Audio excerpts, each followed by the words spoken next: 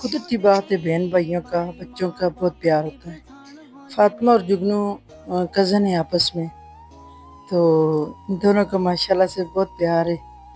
फातिमा इसको छोड़ती नहीं है ना, तो ये बच्चों को छोटी छोटी प्यार भरी वीडियो दिखानी चाहिए, क्योंकि इससे बच्चों का प्यार बढ़ता है, खुशबू बढ़ती है और ये बच्चे आपस में प्यार करते हैं। जुगनू आगे से खामोश उसकी देख रहा है इसको, फातिमा को, तो फातिमा भी इसको छोड़ नहीं रही है, तो पकड़ा हुआ है, ज़बरदस्ती पकड़ा हुआ है इसको।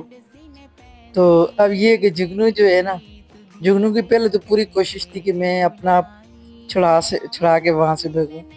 ये अब ये जिस तरह की हरकतें फातिमा करती है, सेम उस तरह की जुगनू भी करता है, लेकिन कोशिश पहले इसकी होती है कि मुझे ये छोड़े, मैं उठ के भागूं।